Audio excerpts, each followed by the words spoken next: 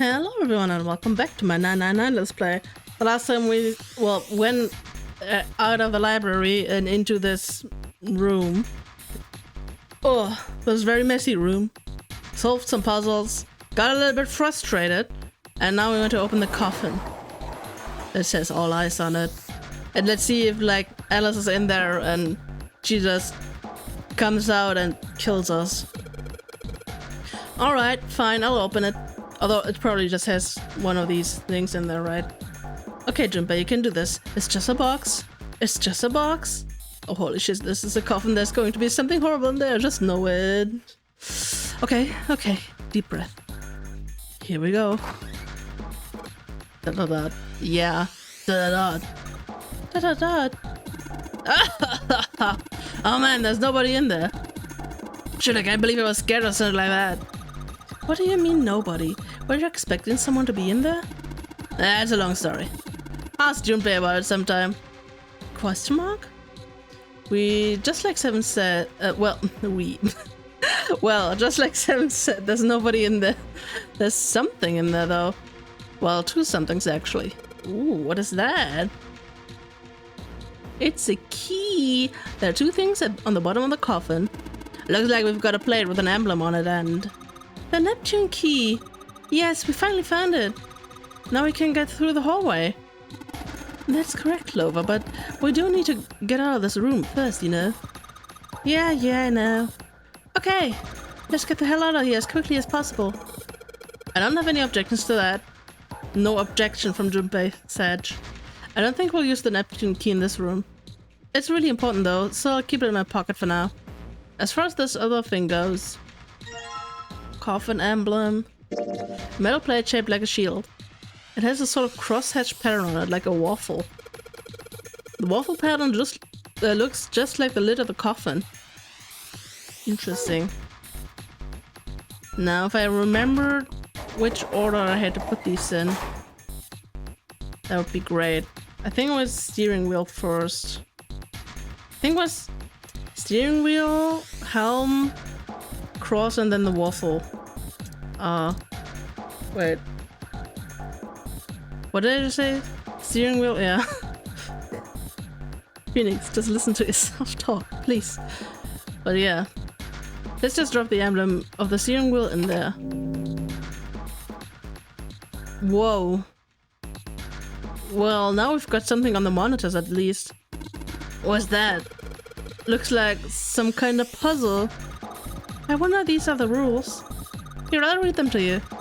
When you touch a numbered area, that area will be selected and it will turn blue to indicate this.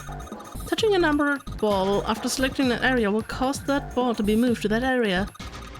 However, you cannot move the red balls. You can only move 3 to 5 balls into a single area.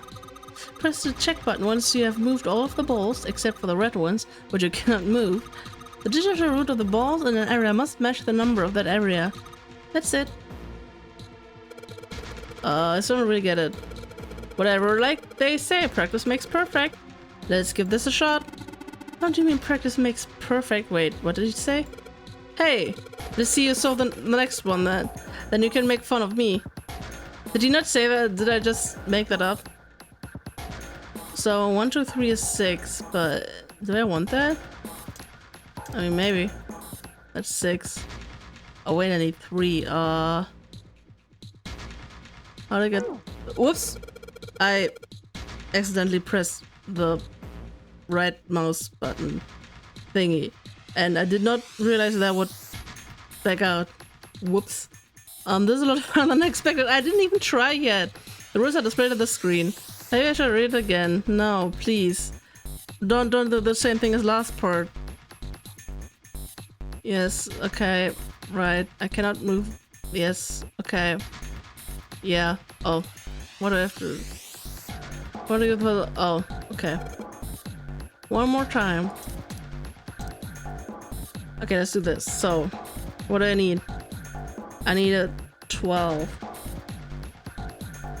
4 and 5, that's not... Oh, well... That's 9. Wait, I could... I mean, I could also do 21, I guess. 7, 15. Oh, wait, can't. Oh, I didn't. Wait, oh. Oh. Can I just do that? Oh, I have to. Wait. I have to use every number? Oh, I guess they did say that, huh? Or they. Okay. Okay, this is it, right? But nothing's happening. There are still 3 more indentations left empty. I imagine something will happen when they're all filled. Doesn't that seem likely? Yeah, give me... What did they say next? No, cross. Cross. Okay, let's put in the emblem of the cross. Hey, Junpei, something's just showed up on the screen. This puzzle sure looks a lot like the last one. Yeah, but there's more of those red balls that can't move. The numbers for each area are different too. It looks like it's got the same rules as the last one though. You sure don't want to double check that? No, I'll be fine. If I get confused, I can just look at the screen over there, right? Anyway, like they say, a picture is worth 1,000 words. Let's give it a shot. Isn't that a picture's worth 1,000 words? Shut it. At least I'm trying. Alright. This is the right attitude. You know, he's trying, at least. He's trying. So I want 10 for this. Oh, it's... Yeah, I'm... I already forgot. Whoops. I was about to do 1, 2, and 7. For the 10. Wait, I have to use 3, right? Oh my... God damn it, I have something in my eye. Ah! I hate this body of mine. Wait, what if I... If we do... Oh wait, I'm gonna have to use all of them, right? I hate that. What if I do...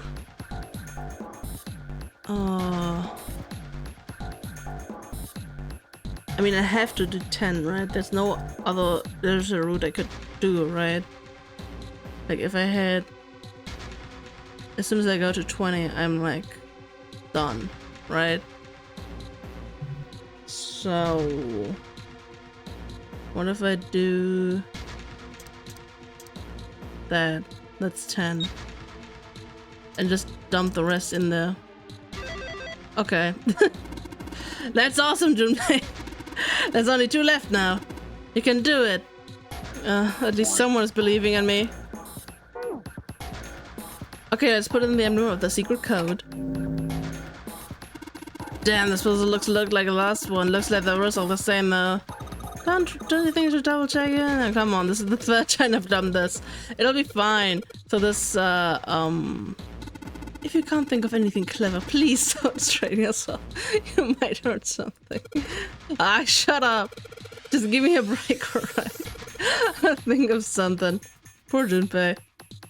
Okay, 2 7s. What do I need for 7? 7, 16, right? 16. Why that's...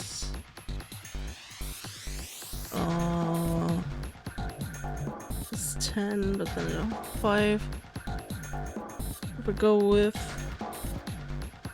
Yeah, that's... I could do this. Oh yeah, and that's right. Yeah. Excellent work, Junpei. Like, ironically, it's actually easier the more they limit the numbers you can move. You've only got 1 left. I can see the light at the end of the tunnel. It's just the blind man, huh? Let's see what happens when I put the emblem on the coffin into this indentation. This is the 4th one. This puzzle looks a lot like the last couple. I think this is probably the last one. Once we solve this puzzle, I'm sure something will happen. Alright, I'll solve it in no time. 8 and 9, okay. Wait, what do I need for a 9? Do I need...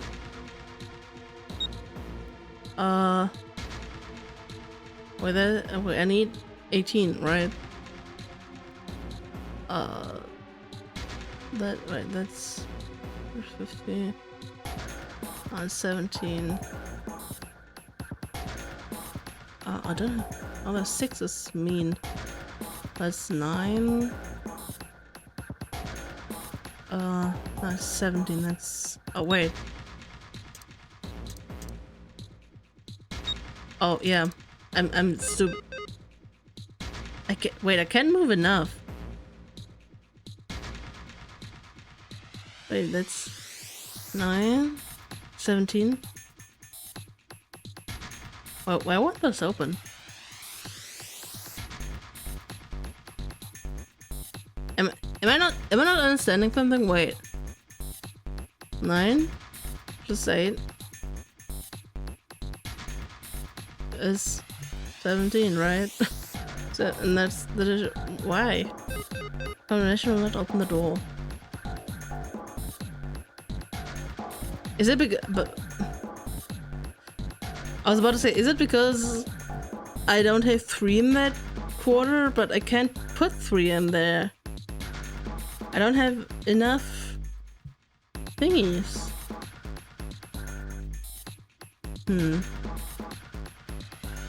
Yeah, then no matter what I do, I don't have enough.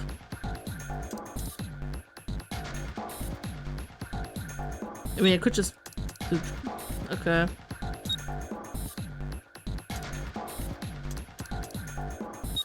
Huh. Oh, it's... I literally just realized it only turns red when you have like 5 in them. Okay. I get it. I mean, I could just make 18 again, but... Oh. Sick. My 4 and 5 is already 9, so I'm like... Why can't I just do that?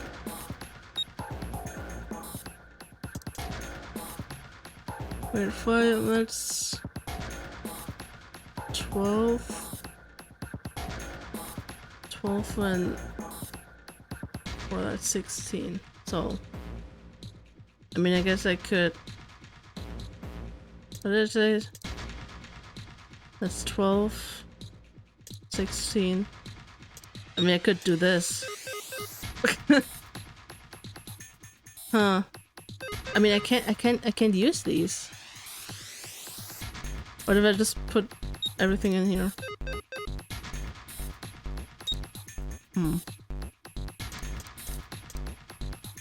What am I supposed to do? Damn it, I just don't get this at all. The rules are displayed on the screen. Maybe I should read it again. The screen showing the ball puzzle and instructions. Yeah, this will be selected. Touching numbered ball. You cannot move the red balls. You can only move 3 to 5. Oh. Press the check button once you have moved all of the balls. The root of the balls must match to the area. But alright, let's give this another shot. But I don't have enough. I don't have enough balls. I don't have the balls for this. How am I supposed to do that? I don't have enough. I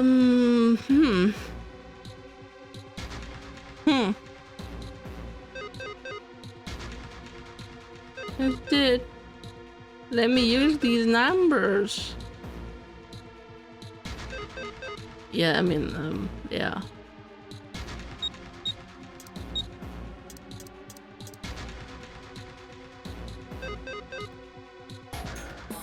What if I just... I don't understand. I just don't. Any bright ideas? I just don't get this at all. The rules are... Yes, I know the rules. I know the rules. But the rules don't help me.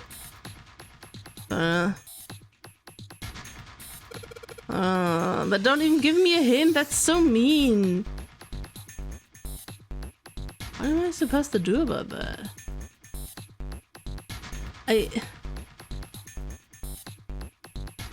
Like, for once, the digital rules are actually not the problem. For once, I just...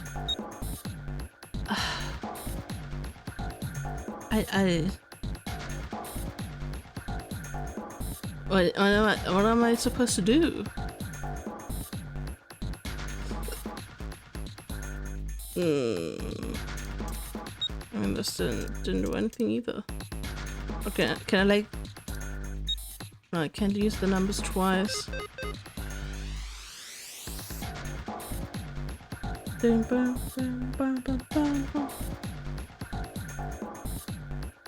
use the numbers twice either.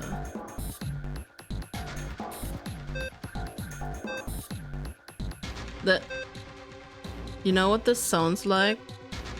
I don't know if this sounds the same as like in America or like outside of Germany, but this is literally what the scanner at the checkout in the from the grocery store sounds like. Like when they scan in your like groceries. This is the exact sound. I know this has nothing to do with anything. When this yeah, fun fact. This is literally... I'm just fascinated by this. This is like the exact sound. So yeah, sorry, getting off topic here. Oh man, yeah, I have no idea. Any hints? I just don't get this. I give up. Hey Junpei, I just thought of something. You know the rules on the screen? It never said you gotta put balls in both areas. Oh, so if you think about it, yeah, I get it. Oh, let's give them another shot. So if I just dump everything in here, whoops. Yeah, I'm sorry, I didn't mean to do that. Wait, this doesn't? Wait, is that not, wait, that's, oh, that's 9, that's 9. Oh, that's, huh? Isn't that, am I just being stupid right now? So, oh, that's, no, wait, that,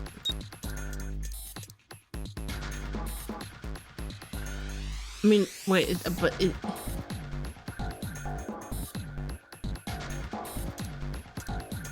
But it did say I have to use all of them, right? I'm not making this up, right? Okay. Huh, where did that noise come from? Underneath the keyboard? Way to go, Junpei! You answered all the questions! Damn, Junpei, good job! Hey, did you hear something just now? Yes, I heard that as well. From the bottom left corner of the desk, I believe. Ooh, that's a photo of all the eel people. Picture. In the drawer was a single picture. He picked it up. It was a photograph of 4 men. What the? His eyes. I mean, actually, in this picture, Ace... I mean, obviously he has the smug evil aura, but he actually doesn't look as evil as that one sprite where he has, like, dead eyes. And, yeah. I mean, it's actually interesting. I really want to know what's happened to, like, Ace and Lotus and Santa and, well, June, I guess. Involuntarily, Junpei's eyebrows shot up. He'd seen 3 of them before. What the hell is this? This man with a mustache on the right. He's the same guy we found murdered in the captain's quarters. Indeed. He had the 0 bracelet on his left arm. And this second man, with the glasses and a doctor's coat. He's the 9th man. The one with bracelet number 9. He died after he went into door 5. But this guy, the one in the striped suit. Oh man, that's Ace. The zoom on his face. Oh yeah, I forgot. I guess they don't know him yet in this road. I guess makes sense. Yeah, I guess it is. No doubt about it. 7 and Clover had come to peer over Junpei's shoulders. But what does it mean? What is Ace doing in this picture? I know. Not only Ace, the 9th man and Cap too. And Cap. As Junpei looked closer, he noticed the expression on each man's face. Their smiles suggested that they were close, at least to some degree. And they look happy, like they knew each other well.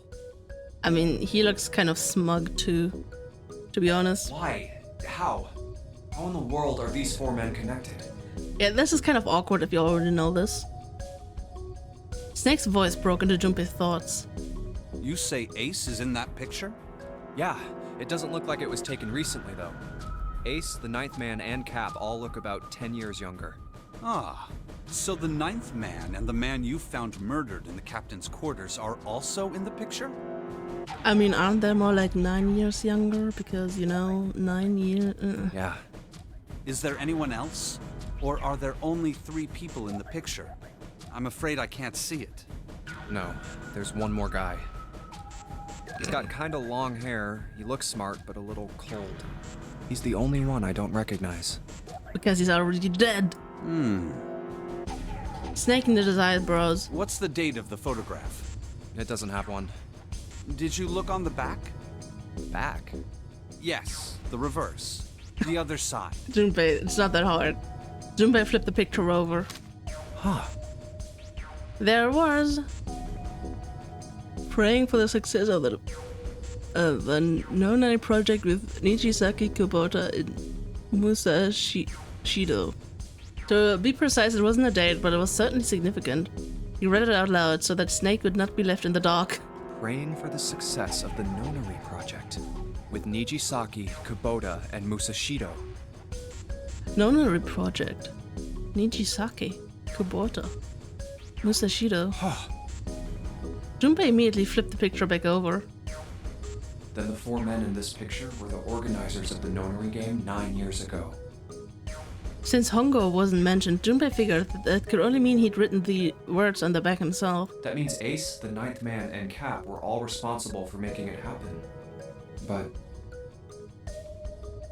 I feel like I should be more shocked about this. It's almost as if that's just how things were always supposed to be. Is it because you know it already, you know, the morphogenic fields and stuff? That their true identities did not come as a surprise was what Junpei found most surprising. Why? Why am I not surprised? Ace was the one in charge of the Nonary project. But why?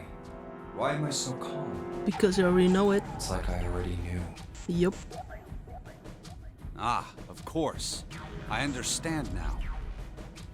Junpei looked over at Snake. In his own confusion, he had missed the dark look on the other man's face. Ace was the CEO of Cradle Pharmaceuticals. He was the one who invented the game 9 years ago. He was Gentaro Hongo. Ace is Hongo? Even as he asked, Junpei felt as though he'd already known. Almost as if someone had whispered it into his head that yes, of course Ace was Hongo. It was me, by the way. I had my suspicions from the beginning. Their voices were similar. Too similar to be a coincidence. I could never forget his voice. It was the voice of the devil. I couldn't be sure, though. After all, I had no way to check. I certainly couldn't ask him. Yeah. Even if I had known, however, I would never have told you. Zero made it quite clear what would have happened if I did. Oh my gosh, I had no idea. Huh? I didn't know that Ace was Hongo. Oh, yes. I suppose you wouldn't have. 9 years ago, you were in Building Q in Nevada. But Hongo was in the Gigantic with us. I know. That's why I didn't know what Hongo looked like. But why? Why didn't you tell me? I mean, I'm your sister, right? You could have told me. I'm sorry. I apologize for keeping this from you. But if I'd told you, Clover, I would have told everyone else. Whoops. And if you did, then I would have been forced to tell them about what happened 9 years ago. I had to prevent that. Clover and Snake's conversation wasn't of particular interest to Junpei. He still couldn't make sense of his strange feelings of knowledge. He was trying to organize his thoughts when he heard Seven's voice. Hey, Junpei. You think I could borrow that picture for a sec? Sure. Is he gonna remember something from that?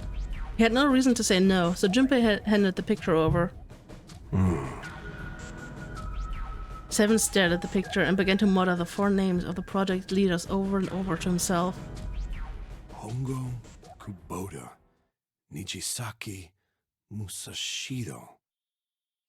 His brow was furrowed, and his face was flushed. Hongo, Kubota, Nijisaki, Musashido. He chanted their names to himself, pacing back and forth across the floor. Hongo, Kubota, Nijisaki, Musashido. Seven shouldn't have known their names. After all, he hadn't been there when Junpei and Snake had spoken of them in the library. But as Junpei watched him pace, it was clear that he did know them. Hey, Seven, do you... Shut it! Just be quiet. His eyes were red, and Junpei could see sweat beginning to bead on his forehead. I'm this close to remembering. This close. He was sweating heavily now, but his lips were dry. Hongo, Kubota, Nijisaki, Musashido. Cradle Pharmaceuticals. Nonary Project. Then he stopped. Seven set down the picture and looked at the red light near his feet. His eyes narrowed. Then suddenly his eyes went wide and he shot up straight. Shit. What? What's wrong? Holy shit, this is nuts. What's nuts? You're nuts. I remember Remember what? everything. Oh. Everything? Yeah, I remember all of it. Oh? My memory's back. I remember what happened before I got snatched. Seven's voice was filled with excitement. What? Shock and excitement had frozen Junpei in place, along with Snake and Clover. Let me tell you what happened. Seven hastily drew a shaking hand across his mouth and began to speak. Like Snake said, Ace is Hongo. From the right, the other three are Musashido, Nijisaki, and Kubota. Musashido was the man with the cash. Nijisaki was Hongo's right-hand man, and Kubota developed the actual technical details of the experiments. Realization began to dawn on Junpei, along with a pressing question. How do you know all this? Come on, man, I told you, I finally got my memory back. No, that's not what I mean. I'm trying to ask you why you knew all this stuff in the first place, before you forgot it. Seven rubbed the scar on his chin. You really want to know? Yeah. Of course. Me too. Snake was the only one who didn't voice any sort of agreement. It looked to Junpei as if he was simply waiting to see where Seven's sudden recovery might take them. This is gonna take a while. Hell, it'll probably take me a good 3 days to tell you everything. Well, we don't have 3 days. Just give us the short version, alright? Short version, huh? Yeah. The big man pulled off his head and scratched his head. He made a face and put his head back on. Alright, fine. Give it a shot. No promises, though. Junpei and Clover nodded earnestly. Dot, dot, dot, dot. I'm a detective. It's a little awkward to say this about myself, but you could probably consider me a lone wolf type. I hold to my own code, as I think doing what's right is more important than doing what you're told. That's why I followed my gut that night. A slim lead brought me to the wharf. It was 9 years ago. The wharf had been cold as fuck, and I could barely see squat. I was investigating a mess of kidnappings, all of them children. It all had one thing in common. A history of visits to one particular hospital. A hospital under the management of Cradle Pharmaceuticals. And my investigation had turned up evidence that Cradle had been involved in the kidnappings. After a little sweet talking, I managed to finally get a real lead from someone inside Cradle. My source told me this. Tonight, a ship is set to take the children to a large passenger liner docked offshore. So I headed to the wharf. In the shadows, I searched the harbor until I found the ship he was talking about. There was a bunch of movement near it. Men in black suits, many of them carrying large bags. Bags. There was something about the way they moved as they were carried. No doubt about it. There were human beings in those bags. I moved before I realized it. I came out of hiding with my gun already in my hand. Don't move. And then, well, I felt metal touch the back of my head. Drop the gun. I could kill you right now. It'd be easy to get away with it, too. Just tie an anchor to your feet, and no one would find you for a week. That what you want? The fish here would love a meal. I kept digging the cold metal thing into my skull. There was nothing I could do. I did what he said and laid my gun on the ground. Then suddenly, there was a sharp pain in my neck. And needle. A drug? That was my last thought. My face hit cold concrete. I was out like a light after that.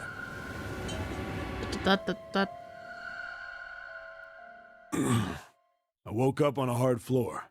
Damn it! Shit, my head hurts. I did a quick once-over of the room. Where am I? A small, shabby bed, a dirty sink. I mean, we already know this. A toilet with no privacy. I'd seen it countless times as a cop. I'm in a cell, huh? Facing the toilet was a door set into the wall. I was still pretty woozy, but I made my way over to it. I pushed and pulled on it, but...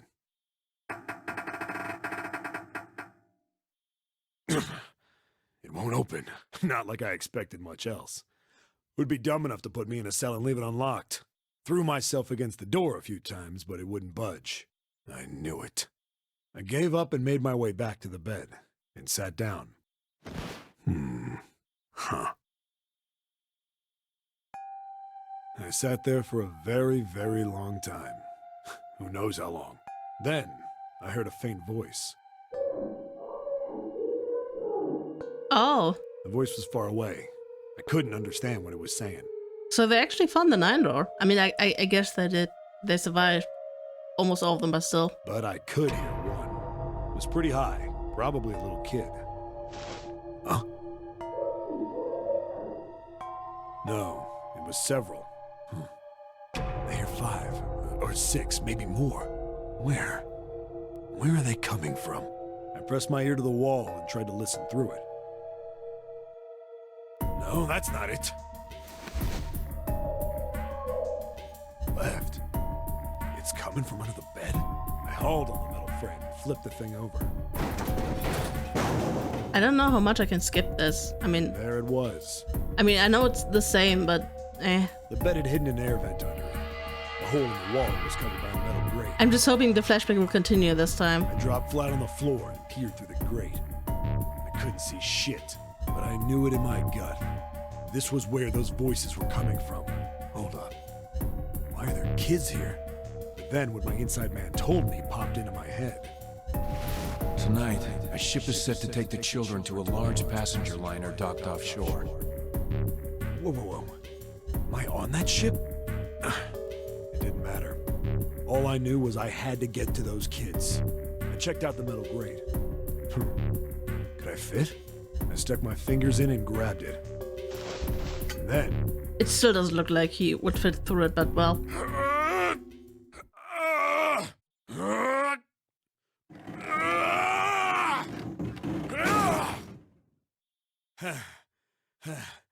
Yeah! How do you like that, you son of a bitch? I finally got the damn thing off. Sweat was dripping down my face, so I wiped it off and crawled inside.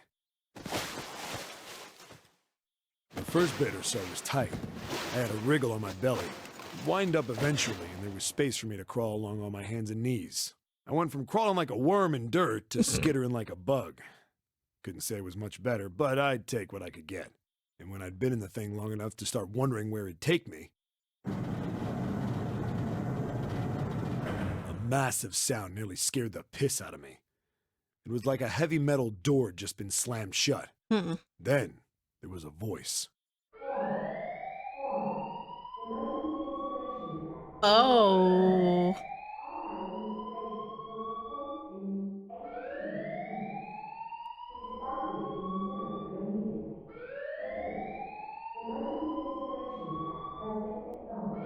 What? I wasn't sure what it meant, but anything with incinerator is bad news. Yeah. Then, almost as if that was a cue, I heard a mess of young-sounding voices. A bunch of them were straight up screaming in terror. And all the sounds together made a howl that made the hair on my neck stand straight up. Damn it! What the hell is going on here? I scrambled through the duct as fast as I could. I made a giant racket, but I didn't care at that point. I soon found a metal door on the left side of the duct. The kids were screaming on the other side. I found it. I yanked the handle and threw the door open. I almost ripped the metal off its hinges. What the hell is this place? I couldn't believe what I saw. The room had a dome up top, and there had to be about 9 walls, all the same size. Up in the ceiling was an upside-down funnel, almost like a chimney. Or an incinerator. I looked down. There they were. The kids I'd been searching for. Wait, is that June? You know, the brown hair? And is that Snake? You know, the hair? About the same? They all gawked up at me, suddenly silent. For the moment, from surprise and fear. Scared of the room or me, I couldn't tell. Probably both, actually. Fair enough. Not like I can blame them running into a mug like this when they're already scared shitless. I snorted at my own dig at myself and turned to the kids. Don't worry, kids, I'm not your enemy. I'm one of the good guys. All of them stood there, frozen. Well, except one. He was a boy, slightly older than the others, in a private school uniform. Yeah, I was about to say, wait, who has white hair? But yeah, that's that's Sandra, right? Who the hell are you? He stepped forward and glared at me suspiciously. I'm a detective. I'm here to rescue you. It looked like a relaxed son the second I got the words out. How are you gonna help us? Where's the exit? I mean, aside from the fact that this is literally Santa's voice, you know. There isn't one. The doors we came in through won't open, and the door over there... He kind of cut himself off. I think he was considering something before he changed his mind. Anyway, there's no point. We can't all get out of here. If we don't get out of here, we're gonna be burned to death. Burned to death? Can't you hear it? That voice said the incinerator's gonna start up soon. So...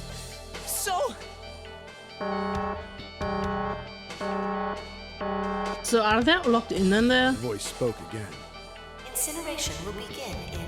I mean, I'm just thinking of the other ending because Seven and Lotus and Junpei just ran out of the incinerator, so is that locked this time around? Also, we never learned what happened to Seven and Lotus and their other ending. 15 minutes. They only had 15 minutes. I looked back down at the kids. It's like a good 20 or 30 feet to the floor. No way I could pull them up. Too big of a distance for any of us to reach. What the hell was I gonna do? But then I got an idea. Wait right there. I'm gonna be right back. What? Where is he going? Are you just gonna leave us here? They just got frightened again. I'm not the best at that kind of thing, but I tried to reassure them with a smile. Yeah. Don't worry, all right? I'll be back, I promise. So just stay calm and wait right there. Got it? I didn't wait to hear them respond. There wasn't time. I had to hurry. Well, as fast as a guy could on his hands and knees. Didn't take me long to get back to my cell. Still no way out of there, but I had a plan. I needed something from the room. When I got it, I dove back into the hole and took off towards the incinerator. Then... Sorry to keep you waiting, guys. I tipped out the doorway and dropped down the rope I brought with me. Back in the cell, I'd torn the bed sheets into strips and tied them together to make a rope. It was sloppy, but it got the job done. Smart. All right, just tie that around yourself, okay? I'll pull you up one at a time. Right! Huh. Wait a sec. Something was off. There were more of you before. Where'd the rest of you go? Dead. The boy in the uniform answered. Oh, they went through the 9 door. Oh, and the others were about to die. I Oh. let them go on ahead. We opened the number 9 door and they left. What? You're telling me you opened that door? That's what I said! Then what the hell are you doing here? We couldn't go with them.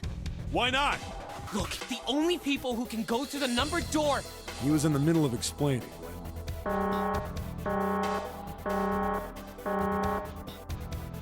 Incineration will begin in Oh god. 5 minutes. The wall shook a bit from the voice bouncing around. I mean, this is brutal. Like, they can't go through the door, and the one that are left behind get incinerated? What is this? Look, that can wait, alright? Just get us out of here! Unless the door is actually open, but if the door was open, then they would just go out. Like, I don't think that that's stupid. Right! I grabbed onto the rope. First one I pulled up was a girl with a ponytail. Next was a girl with a red necktie. A boy in a jacket came after. He said he'd climb up on his own. It was Snake. The boy in the uniform was the last up. Like the other kid, he climbed up the rope himself. He looked pretty scrawny, but I guess he was stronger than he looked. He moved fast, but when he was almost to me, We heard some knocking. Everyone looked at the door. It had a thick, square window set into it. On the other side, an angry face was staring in. Uh-oh. God damn it! What's going on here? Oh god, this is creepy. Why is the room empty? Where the hell are those fucking kids? Ace just wanted them dead, man. The door opened, and a man stepped in looking half mad with fury. I recognized his face. I saw him many times in photos during my investigation. The man's name was Gintaro Hongo, the CEO of Cradle Pharmaceuticals. Hongo saw the boy hanging from the rope. Yeah! It was like he was an animal. He lunged for the rope. Hurry! I know! The boy in the uniform booked it up the rope. You son of a bitch! Get back here, you little shit! 15 feet. 10. The second I could reach the kid, I grabbed him. I hauled him up and tossed him into the duct behind me. You know what? It is actually really poetic that Ace died in the incinerator in the other ending. You know what? Just saying. No! No! Hongo had lost it. His face didn't even look human. It was like the bastard pulled off his fake face. He was really a terrifying devil or some kind of damn monster. I quickly reeled in the rope, leaving a furious Hongo yelling at me from the floor. You fucking bastard! You won't get away with this! How dare you compromise this experiment! Experiment? What experiment?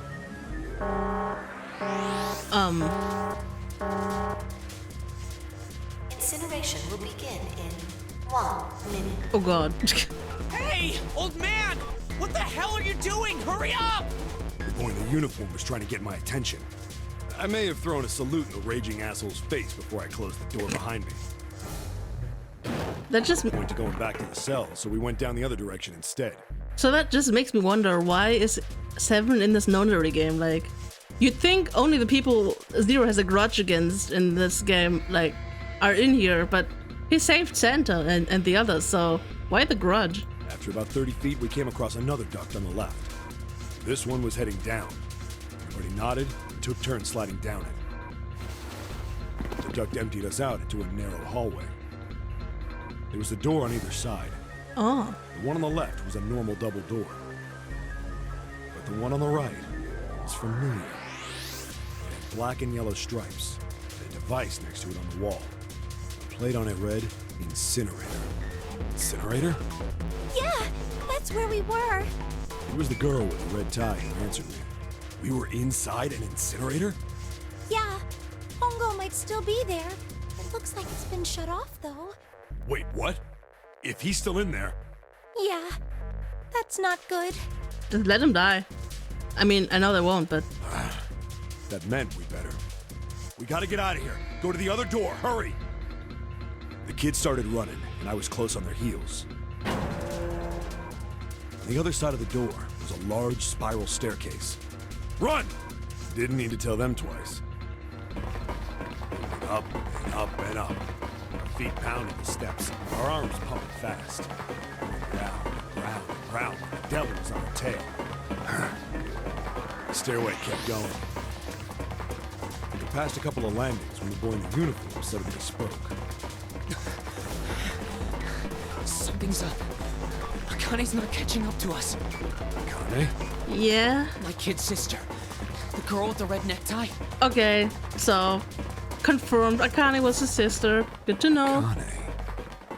Akane. That's strange. I didn't remember seeing that name on the list of missing kids. Hey! Akane! He kept his hands around his mouth and yelled. Nobody answered him. But... why? Maybe we outran her. The boy in the uniform skidded to a stop. I stopped too. So did the other two kids. When did we do that? Well, we passed a couple big rooms on the way here. Maybe she took a rest in one of them? No, that's impossible. Sorry, Grandpa. You keep going. I gotta go look for her downstairs. He turned to go. Hey kid, wait! God damn it, I said wait! I don't think the kid even heard me. Fuck! I spun around to the boy in the jacket, the girl with the ponytail. I'm going after him. You two keep going, all right? You got it? The girl nodded and ran up the stairs. But the boy... I'm going with you. Snake, let's go. I didn't have time to argue. I just nodded and took off down the stairs. I could hear him following me. We ran all the way to the bottom floor, calling for her. Kane was nowhere to be found. God damn it, where the hell did she go? I could tell the kid was frustrated. And then suddenly... Help me! Somebody help me! We heard a girl's voice. Akane! The boy in the uniform threw open the door and leapt into the hallway by the incinerator. We rushed in after him. I couldn't for the life of me believe what we were seeing. That bastard Hongo had Kane by the arm and was forcing her into the incinerator. Is it just gonna burn her? Come on, goddammit, move! Oh fuck, man. No, I don't want to! Let me go, please! Let go of me! She planted her feet squarely on the floor and was struggling to get away. But Hongo was bigger and stronger. She wasn't gonna win. Akane! My brother roared with anger and charged toward Hongo. Help me! Ah! You're too late, idiot! Why does it say Kane? Are we like actually like quote unquote spoiling it? That it's actually like the Akane? Hongo lifted Akane bodily into the air and threw her, still fighting him, into the incinerator. Ah! Before we could even blink, Hongo had leapt through the door after her. We saw him land inside. What is he doing? And then, the door slammed shut. We ran to the door. We did everything we could think of to get the thing open. But... Ah! Fuck! It's no use! The goddamn thing won't move an inch! he started slamming his fists against the door. He was close to shattering his knuckles with how hard he pounded on it. Akane! Akane! Are you okay? You came back! Her voice was muffled, but all of us could hear the sheer terror in it. What should I do? I think I'm trapped in here! God. Where's Hongo? I went out the other door! What? Warning. Warning. Emergency incineration command has been acknowledged. Automatic incineration will take place in 18 minutes. God. Please evacuate the incinerator immediately. Repeat. Emergency incineration command has been acknowledged. Are you fucking kidding me? It's the same damn thing! Are you there? Yeah, we're here. Just hang on, alright? We're gonna figure out a way to save you. His words would have seemed like a sick joke to her if she'd been able to see how white and bloodless his face was right then.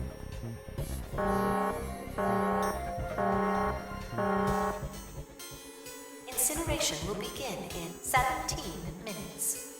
Please help me! I'm really scared! I don't want to die! I don't want to die! It's gonna be alright. I'll figure something out. I promise. I promise, okay? You hear me? I promise! It was torture listening to her sobbing on the other side of the door. Her brother was nearly crying himself. He could only stand there, fists clenched so tight his knuckles were white.